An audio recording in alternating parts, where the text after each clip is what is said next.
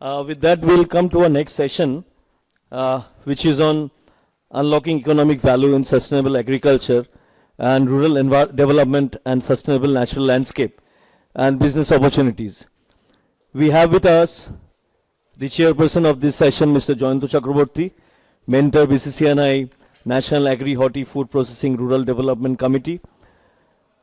We have eminent speakers like Dr. Sangeeta Mitra, Director WWF India, Ms. Shoma Mitra Mukherjee, Assistant Director General BCCNI, Mr. Minal Kanti De, General Manager West Bengal Regional Office NABARD, Mr. Rajiv Mondal, CEO Arogyam Medisoft, and we have a special video message from Beno Boyer, Program Specialist Natural Science, UNESCO New Delhi, Regional Office for Bangladesh, Bhutan, India and Nepal, Maldives.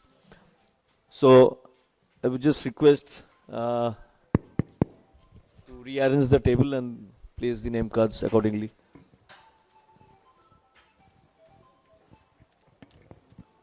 Yeah, Joyanto sir, if you can just kindly come up on the stage.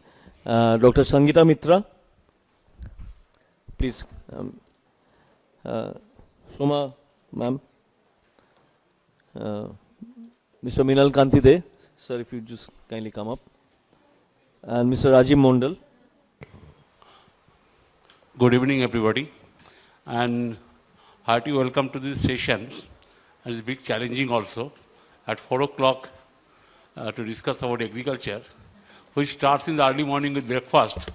So we are straightway coming to dinner now. So anyway, I think it's a pleasure to coordinate with the esteemed speaker. Thanks. Dr. Sangeeta Mitra, Director WWF India, Mr. Minal Kanti De, General Manager NABARD, Mr. Rajiv Mondal, CEO Arogyam, and Shoma Mitra Mukherjee from Bengal Chamber, and also Mr. Beno Boyer, who will be addressing through a recorded message also. You see, this message, session is the amalgamation of three broad subjects actually.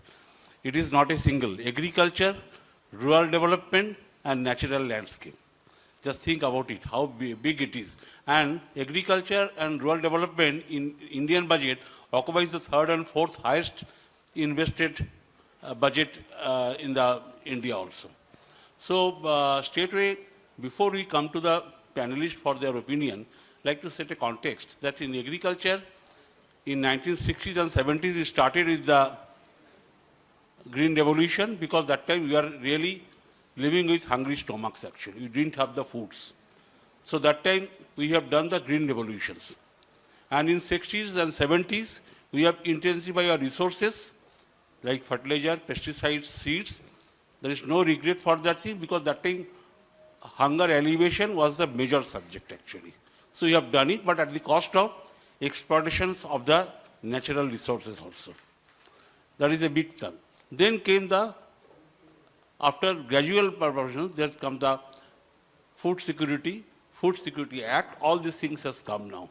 So we are a food secured country now, but honestly speaking, we are a grain secured country now. We are not food security because calorie wise, nutrition wise, we are not a secured. We are grain secured from cereals point of view. So that is a major difference is there. And when the subject is coming to sustainability on agriculture and the natural landscape and rural development, there are a lot of things is going on because agriculture and all those things are a macroeconomics actually.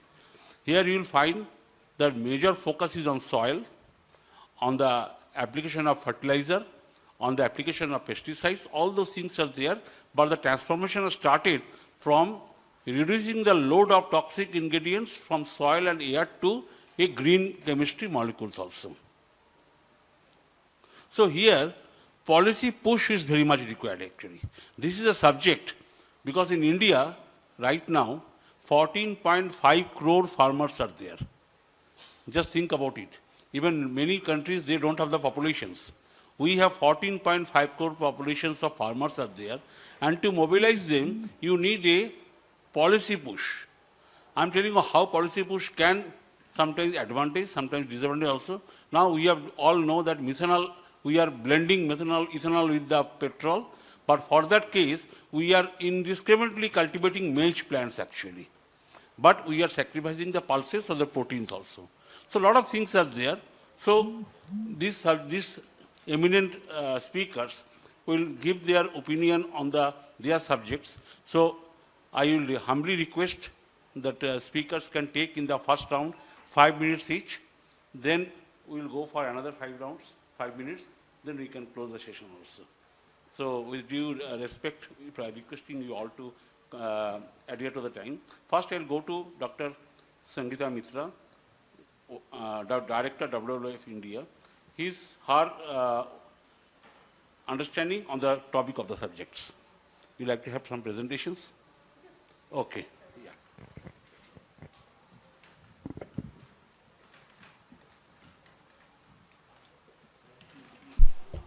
Now I think it's audible.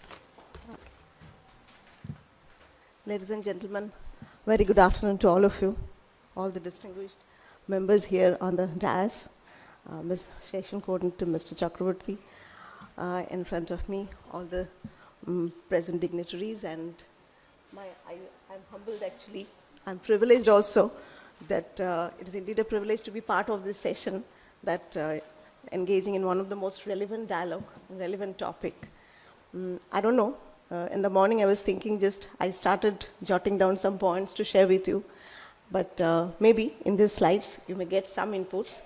Definitely, as Mr. Puri was also speaking, this is really a very difficult but very crucial topic, because whether we have chosen the path of sustainability or not, we are not sure, because I beg your pardon, sustainability, following the path of sustainability is very difficult.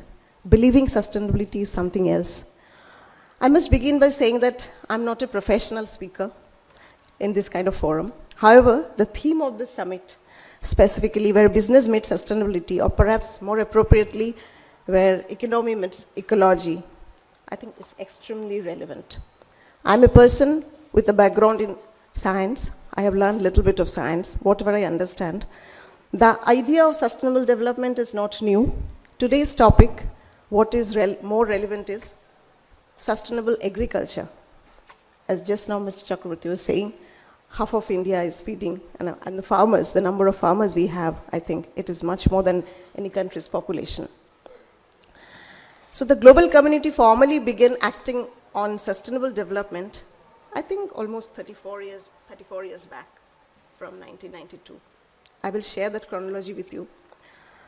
But the thing is, the economy is embedded with nature. It is not external to it. If natural systems fail, economic systems cannot survive. So therefore, sustainability is not a choice. It's mandatory now. But an important question arises, is sustainability a relative term for us? Sometimes I feel so, because is it really compliance, or it is a competitiveness, that who is more sustainable? Or is it cost, or is it opportunity? Frankly speaking, if we examine sector like agriculture, one of India's most critical economic pillars, the opportunities are immense.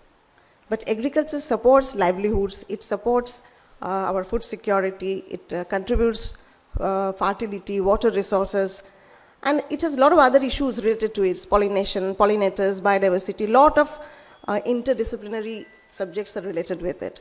At the same time, agriculture is highly dependent on soil health, water quality, biodiversity, and climate stability. Now, sustainable agriculture opens up new economic pathways, which we find as opportunities also.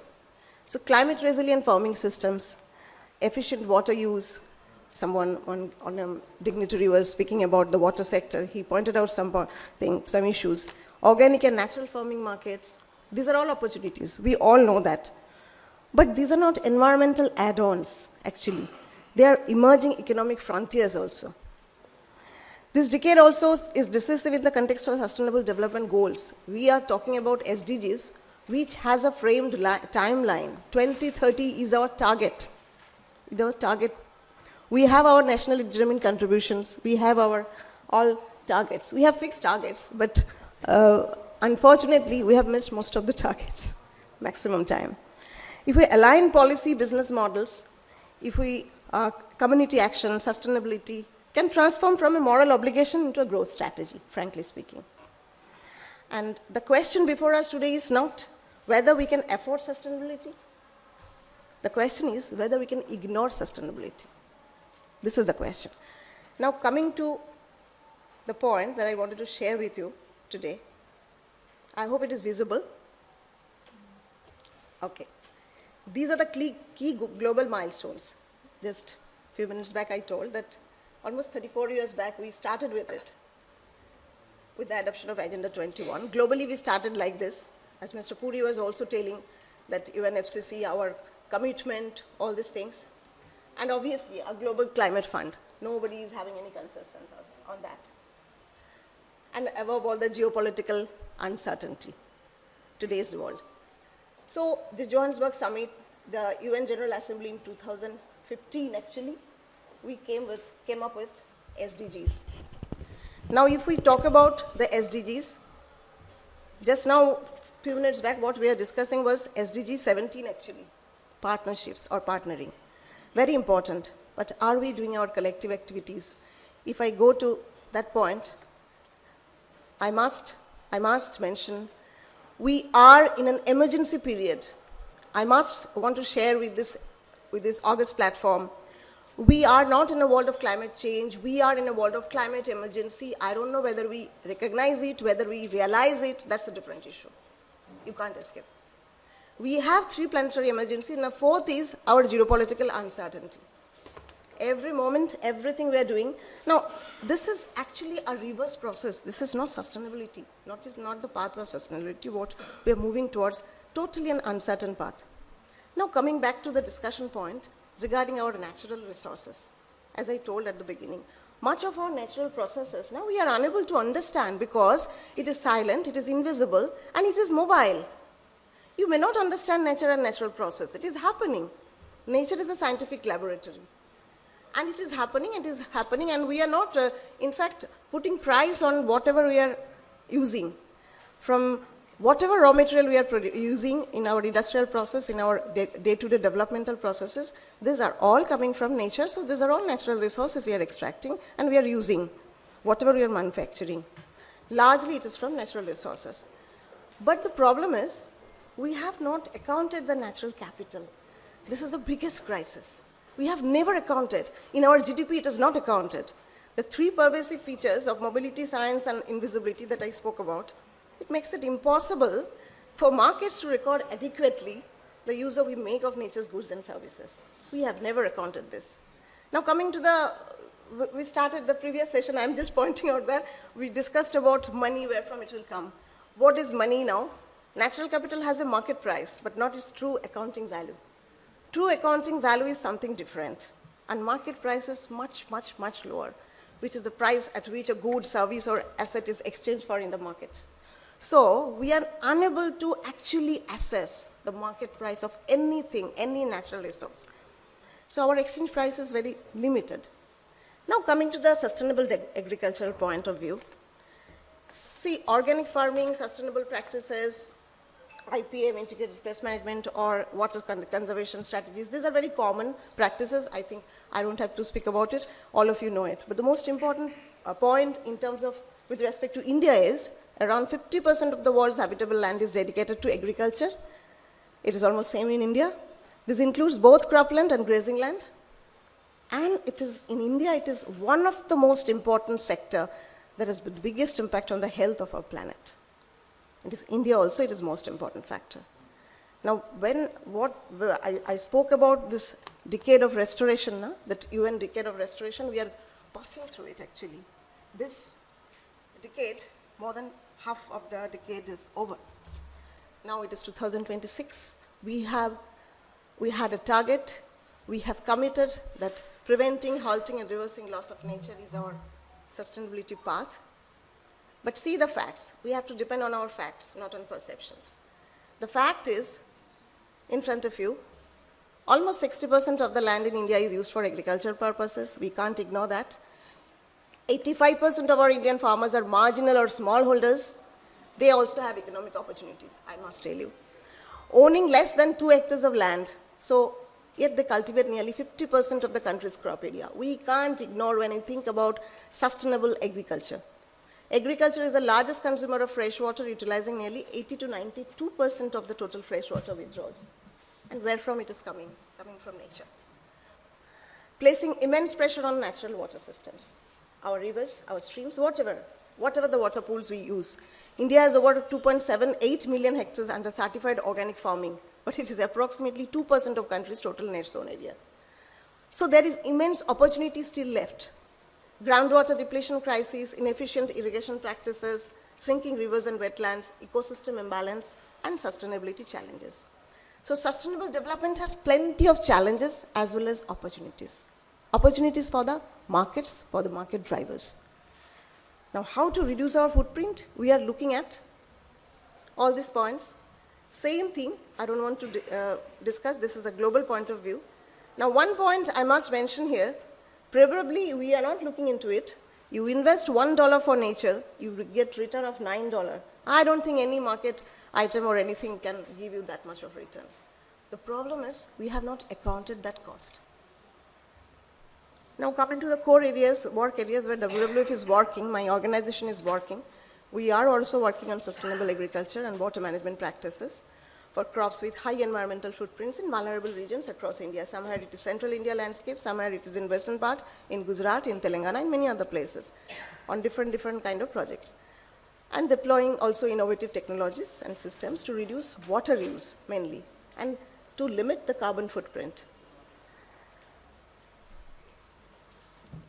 Now these are the recent initiatives implementing Better Cotton Initiative, mainly in Punjab and Telangana, organic and regenerative agriculture in the central Indian landscape, sustainable land and water management in cotton systems in Maharashtra and Telangana, and then also some biodiversity impact, understanding impacts of cotton production systems on avian biodiversity in the Nal Sarovar wetlands, Gujarat. So these are current program going on.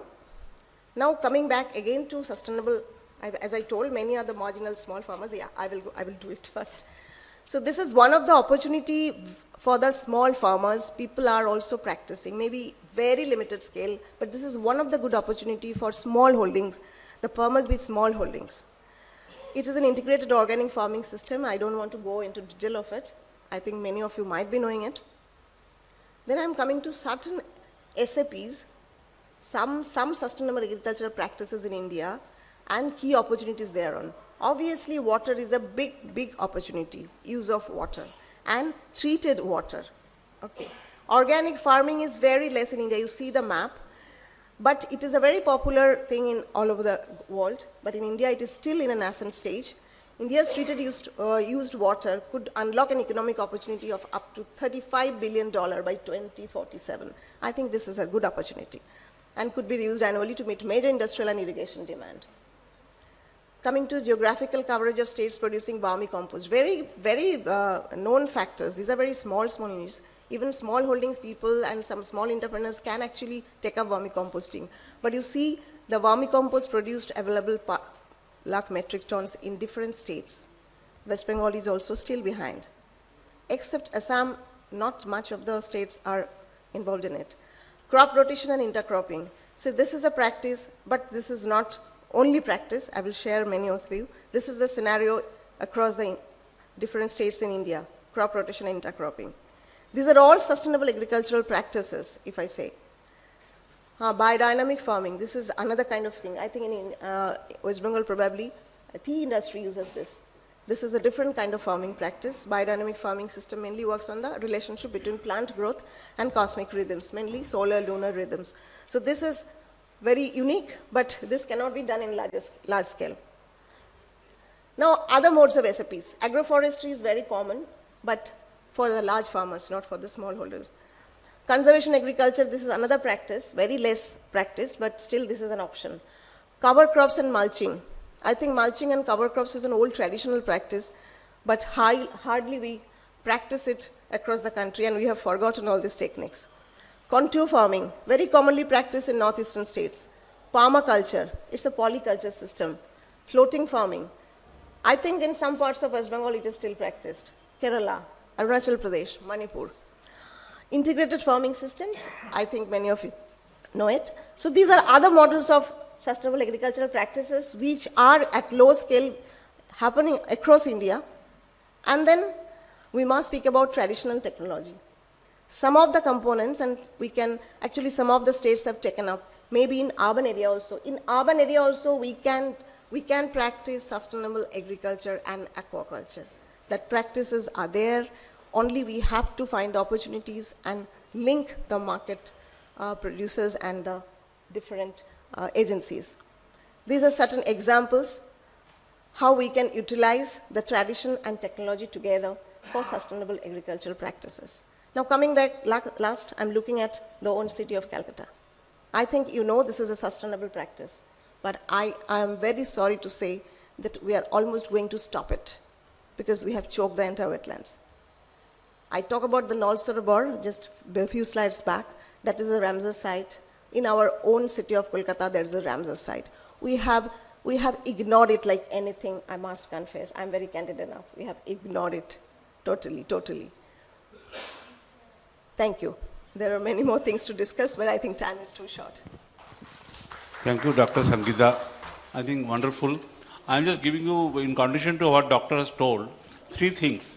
Do you have any idea that to produce 1 kg of rice, how much of water is required? 1 kg of rice, how much water you need? To produce 1 kg of rice, you need 3,000 liters of water. Think about it. That means more you export rice to abroad, you are exporting your underground water to abroad. So that means none of the developed countries, they don't cultivate rice actually. They preserve the rice, they use their hard currency dollar, they import the rice from Asian countries to their country. This is one of the big strategy push which government is taking now to go for rice without water. That is called direct seeded rice. Without water, it will be less water. Second thing, coming to her point, that in tea, you see, 30 years back, nobody has heard about tea looper, one of the insect in the tea garden. Nobody has heard about it. Why it has come? We have destroyed adjoining forest and gone for the tea garden expansion. And this pest was in the forest. And tea being the perennial crops, they came to tea garden and started this. So this is a clear-cut destruction of the land where landscape has been damaged also. And think another situation. If there is no honeybee in the world, what will happen? We all will die. Because the sort of pesticides we are placing, honeybees are not safe actually. That's why in many European countries, a lot of the chemicals like neonicotinoid, all these things are banned actually. Many times you will find lots of flowers are there, but there is no fruiting because honeybees are not there. Because you have indiscriminately used toxic plant protection chemicals there also. So their intervention is required. So this is a question that how sustainability, what she has told, that it should be practiced also. Now coming to the next speaker, I think Dr. Shoma will presenting a wonderful story about BCCI's initiatives in Sundarban. So thank you, Shoma, please. Hello, my presentation, please. Thank you, sir, and good afternoon, everyone. For the sake of time, I directly go to the work that BCCI, this one.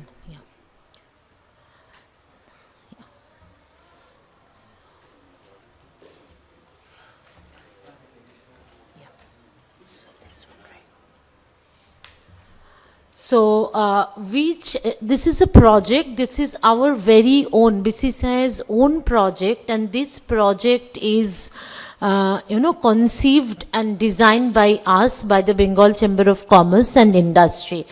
And you can see that it's a kind of an experimental one. Like when we talk so much about sustainability, mitigating issues arise from climate changes, we try to experiment this at the ground zero how to address these issues. And I would like to inform you that since last 2 years, more than 2 years, I must say, that we have been, like BCCI, our own team, we are, conducting, executing this project. And this is, as of now, it has been possible, and the credit goes to SDG 17. It is, totally a partnership-based project where apart from us, apart from Bengal Chamber of Commerce, government, central government, regional government, local government, people, community people, and obviously, industries are part of this project. And that is why, as of now, we can, do this project. So, we have chosen Sundarban, the most vulnerable area, and where we can see the maximum impact of climate change. So, what exactly we are doing there? This Reverse Climate Change is a project where we are trying to save Sundarbans and its people from climate change impacts. Now, what we are trying to do is, trying to put up a natural barrier to save Sundarban through planting mangroves. Now, when it comes to planting mangrove, we think that it's just going there and, plant the trees. But actually, it is not that. For, mangrove, you need training, and the most important part of the whole program is involving the community, people of Sundarbans in the project. If we can't involve the people of the community, then, this project, we all of us know, will not be sustainable. So the part one is, making the whole area resilient to climate change. And we started with, training, skilling the people so that they become part of they become the group who will do the work. So we have, as of now, we have trained means they are trained and they are certified by NSDC under Ministry of Skill Development and Entrepreneurship, and they are now certified as skilled laborers, and they are now doing the project in Sundarbans, to be very specific, in Gangasagar block, Sagar block. And now we have more than 2,000 such trained force, and 95% of them are women. Now what they are doing is that they are doing, as part of this project, they are first raising the nurseries. As of now, we have 4 nurseries in Sundarban, and they have raised almost 5 lakhs. To be very precise, they have raised 4,77,000 different types of different species of mangrove under our project. And after that, like these mangrove species, these are the different types of mangroves in the nurseries that they have raised. So once the training is over, the most important part is, creating livelihood for them. So how do you create the livelihood? And livelihood which is integrated with mangrove and protecting the mangrove. Now, once this part is done, we, for creating livelihood, which we are calling climate-friendly livelihood, we request for the support of the corporate. Here comes the corporate, which is supporting us for plantation work. And for the plantation work, we are, we are giving more than the, wage which they get from 100-day work.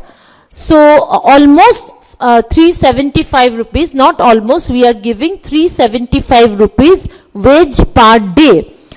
And that is how they become the part, they have become the integral part of the whole system that, or the project that we have generated.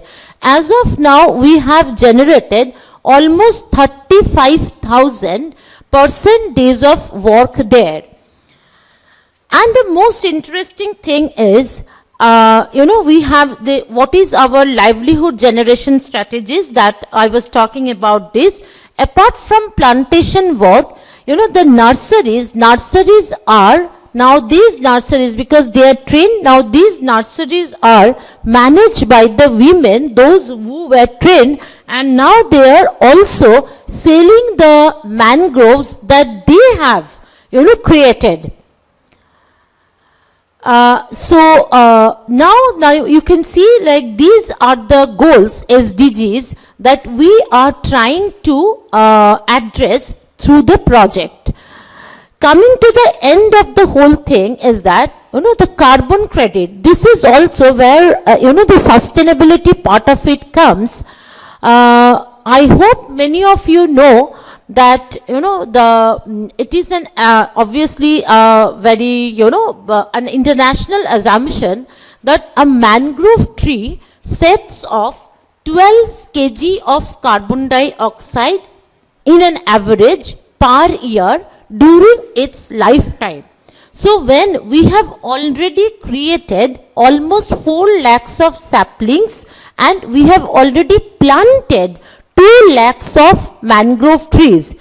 Now you can imagine this project, this reverse climate change project, in last 2 years itself, how much carbon dioxide it has, the project has set off from the atmosphere. So that is the beauty of the whole project, which is, you are creating climate friendly green livelihood, you are protecting the most vulnerable area, and at the same time carbon dioxide set off is happening through livelihood generation, and the entire community is associated with the entire project. And obviously the next important part is that how do we survive, because it's like a carbon, all of us know a mangrove project is not a, it's a very long term project, at least 40-year-old project, and that is why it is very, very important the community becomes an integral part of it, one.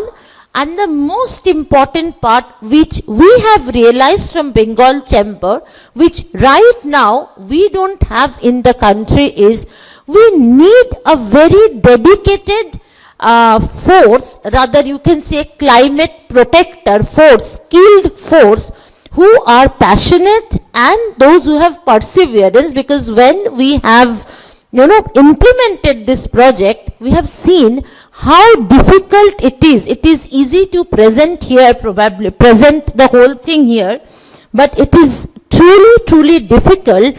And my colleagues, those who were there, those who have been with us, are like doing this project, how difficult is this to actually, do the project, implement the project, and, make it sustainable.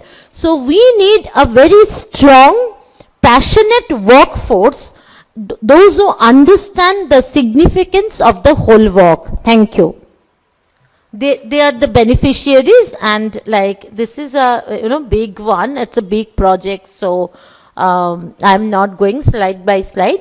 So this is the whole thing we are trying to do, and which is not very common for a Chamber of Commerce. Thank you. Thank you, Shoma. I think these are wonderful presentations. I think nationwide, this is one of the unique projects run by the Bengal Chamber. And it is not a one-day seminar, one-day event. It is a continuously running for 2 years, actually. That sort of passionate working by Bengal Chamber is really praiseworthy. Thank you, Shoma, for leading the campaign. So now I'll request Sri Mrinal Kanti Dey General Manager NABARD to have his views.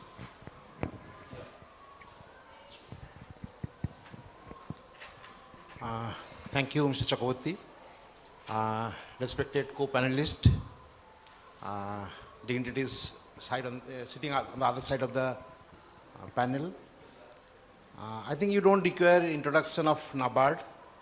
I'll be very brief because time is also a constant in this. I've just jotted down 5-6 points where NABARD's intervention is there, and the topic is also, we have got agriculture and rural development. And NABARD's name also is having agriculture and rural development. So I'll just tell you, NABARD's portfolio, 30% of our portfolio is green. We have assessed. We did some green taxonomy part, and then we assessed that 30% of our portfolio is green. And major activities, what I should flag here is, the first point we started almost 3 decades ago is watershed development. And those who are not really technical, then they will understand. Basically on watershed development, we target soil and water. We say that when water is running, make it walk. When it is walking, make it sleep. That is the basic objective of watershed development. And we have covered 27 lakh hectare of water area under watershed, covering around 3,700 watersheds all over India. And in West Bengal, it is almost 10% of the area is covered by NABARD scheme. The second scheme and the watershed development, our basic objective again, what Mr. Chakraborty was telling, is that we should not export water. So we try to diversify our cropping pattern. We try to change the cropping pattern from rice-based to pulses or oilseeds or some other millets also. So that is our basic objective. We tell the farmers that we should not grow paddy, we should not grow sugarcane, and to some extent banana also. So these are all water guzzling crops that we call it. The second project which we target is the tribal. That is the most vulnerable section of the society. And those also are also living near the forest, so they create disturbance to the forest also. So that is why our major target, and in all India we have got around 8.5% of our population and tribal. So there we have a very unique project where we tell them that you plant trees, forest trees of almost 1 to 1.5 acre land, and that will give a sustainable income of almost 90,000 to 1.2 lakh over a year. So that is our target, and we have covered 6 lakhs families and targeted a orchard development of almost 6.5 lakh acre. That has given really impetus, and really those tribal families, they are not now dependent on forest resources. They have become independent of that, and that way sustainability has come into the play. The third is a climate change. Now NABARD, I think for the initial days, when this climate financing things happened, NABARD was nationally implementing entity for NAFCC and also adaptation fund. It started in 2001 and 2. Then we are also a direct access entity for Green Climate Fund. And we have some projects in India. In West Bengal, we have a project in Bankura and Purulia districts, where again tribal families and other areas are also given some treatment where water and soil can be conserved. The third point which I am telling is that we are also piloting some of the climate change projects. And I am happy to hear that one of our partners, Mr. InCube, Mr. Tridivesh is here. So I think he must have shared your experiences to the audiences. There we are also targeting Sundarban area. There Sundarban area we are ecosystem restoration through mangrove plantation mainly, and the basic objective is again the giving some return to the families, poor families, through carbon credit proceeds. And one major I just must say is that in addition to the grant-based project, loan-based project, NABARD has tried returnable grant.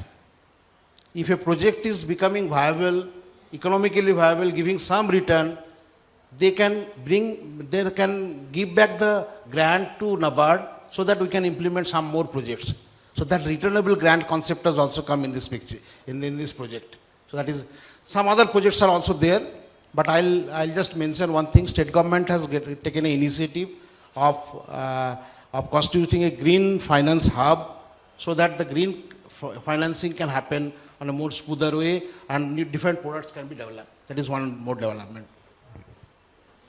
There is one more fund which NABARD has initiated where a lot of traction is there, is National NABARD Green Lending Facility, NGLF. National Green Lending Facility, where NABARD is giving loan to the various entities, including government, private entities, private companies, I should say, federation, SHGs, FPOs. So there also some lending is happening, and we have got a now portfolio of some 10 projects, roughly around 4,000 crore projects are there. So I invite all of you, if you can have avail that. I wanted to make a presentation of that, but because of paucity of time, I am not making a presentation. But it is available in NABARD website. It is available there. Now, institution building is also very important. So therefore, SHG and formation of FPOs is also very important for maintaining sustainability and even for the income of the benefits should go to the farmers. Otherwise, middlemen are getting the maximum benefit.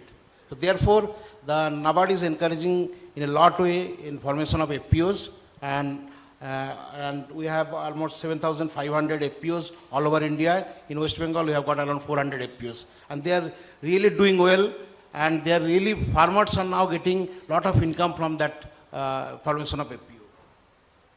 Another product which I think I should end here is the Rural Infrastructure Development Fund. The Rural Infrastructure Development Fund is running for last 31 years, and this year we are sanctioning for RIDF 31.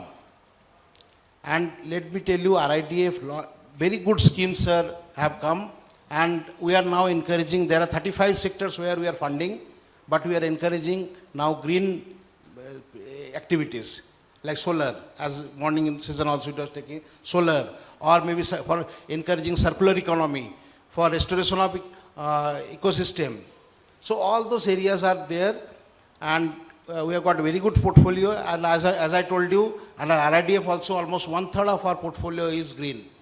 And we have got very good success stories in West Bengal also. In Purulia district, there is one floating solar pump, solar power generation system, where entire water body is covered with solar, and we are getting very good return. I had a video, but maybe again, I can share that with the organizer, and you can see that. FPO, yes, okay. So that way a lot of activities are coming, and now many livestock projects are also having rooftop solar, where energy is made from that solar. So this way, many sustainable initiatives are taken by NABARD, and we have got other products also, where even other community-based organizations also can chip in and work with NABARD. So I think I'll end here, and I can supplement later on. Thank you. I think it's wonderful, because NABARD is like, for farmers, it is like Reserve Bank. Without NABARD, agriculture will not survive. And they have done such a wonderful job. I think it is one of the real milestones in Indian. But one thing, we have to, I think she is having a meeting, I think. So before leaving, you can say one point what you expect from the government for your natural landscape. One point you can say. Because she has a meeting in Science City also. Very crucial question, one regarding use of natural landscape and what should be government's input or policy in that. Without any, I think, if I think about the closest, the nearest one, being born and brought up in Calcutta, old Calcuttan I would say I am, not only me, my entire family. So I would think about a little bit lovable and livable Kolkata. So just one point is coming to my mind, which was there in my last slide probably. I will reiterate that one.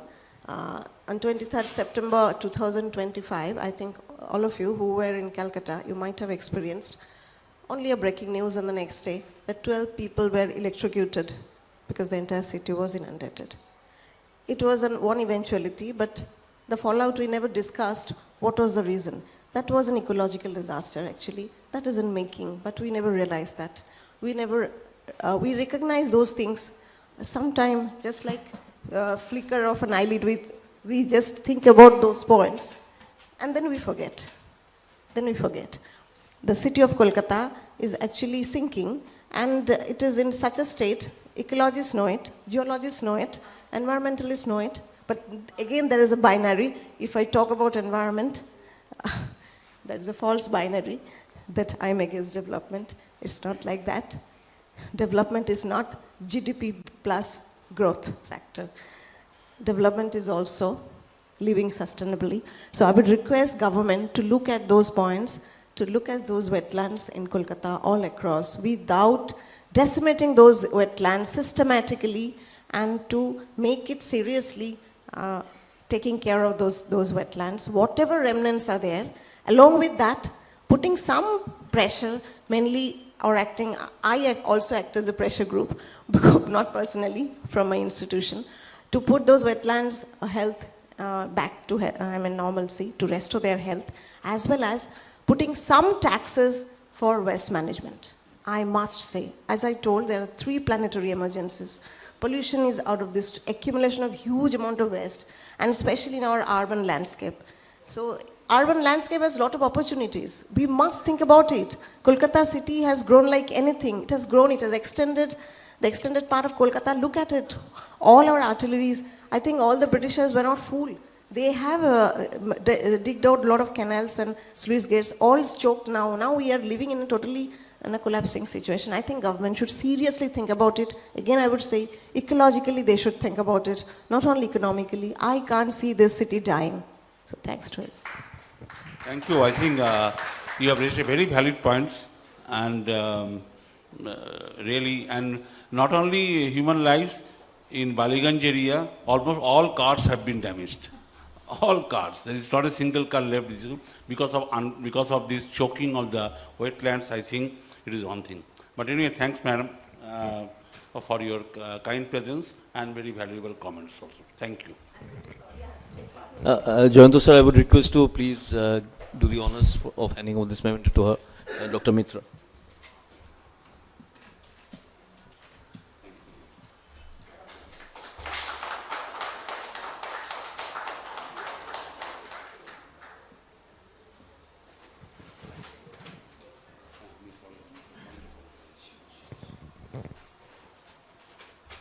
Now, I think there is another success story from Bengal Chamber.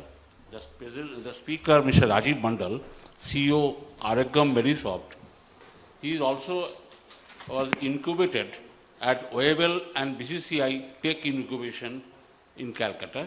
So, I request Mr. Rajiv to give his comments on the subject. Thank you, Jayantada. Good afternoon. We had incubated at BCCI Webbel Incubation Center, and from there we grew up, and now we are into accelerated mode, and we have graduated from the incubation and we are now into the field. So what Aarogyam does is it takes care of 2 basic aspects of human life. One is health, the other is agriculture, or the health of food. So, for me, sustainable agriculture is not about climate change, not about CSR activity. It's about protecting the infrastructure, the soil, water, and the rural ecosystem, whereby building a resilient system for the economic growth of the rural population. So what we did was that we initially got into the market. I'll share my experiences, and I'll develop from there. We initially developed a soil and water analyzer for collecting the data regarding soil at the grassroots level, at the field level, from where we could advise the farmers through a platform. How it helped? It helped in reducing the inputs. So that is where the sustainability came in. How it helped? It helped in increasing the yield. So this is how we went on, and gradually we added other factors like plant health and the traceability of the things. Now all these things that we brought to the market. For information, just wait for another 5 or 7 minutes before we close it, because I know it is a stage time. Just wait for 5-10 minutes and we'll close the session actually. Yeah. So as I was saying, like all these things put together, how it helps is that it gives one robust soil, which in turn gives good productivity and predictable productivity. Second is the traceability instruments that we have, where we can trace the nutrition travel from the soil to the plant to the end products. That, and adding to that the analyzers for your pesticide residue and the your heavy metal content. These helps in having a traceability, traceability of the produces. So combined together, it fetches a farmer a better return on their efforts. Two is that it helps the farmers in having a very traceable product. So all these added together, the companies who are buying from these farmers, they have an edge because they can provide a traceable product to the end users, be it an export or be it to the table. This in turn gives a very healthy transmission of nutrition and a better sustainable agricultural ecosystem. So for the sustainability, what I would like to add on is that for the sustainability of the rural ecosystem, the companies must think in this aspect that the capital investment is into the infrastructure. It's actually an infrastructure building rather than a CSR activity. Thank you. Sorry for the constraints in timing. We had a video message of Dr. Mr. Venu Bor, Program Specialist, Natural Science, UNESCO, New Delhi, Regional Office for Bangladesh, Bhutan, India, Nepal, the Maldives and Sri Lanka. This message will be uploaded in the Bengal Chamber website. You can directly access from that. You will share the link also for your knowledge information. So anyway, thanks for bearing us for last 45 minutes. We are really privileged for that thing, and you are the most privileged audience, I should say. And thank you for coordinating with the esteemed speaker on these subjects. Thank you to Dr. Sangeeta Mishra, Ms. Soma Mishra Mukherjee, Mr. Mrinal Kanti De, Mr. Rajiv Mandal, and of course Mr. Venu Bor also for his message also. Thank you BCCI for giving this opportunity for this platform, and thank the organizer Angona and his team for making this event so memorable. Thank you all. Thank you. Thank you, Jayanto sir. Can I please ask you to do the honors of giving away the mementos to Mr. Mrinal Kanti De, Mr. Rajiv Mandal.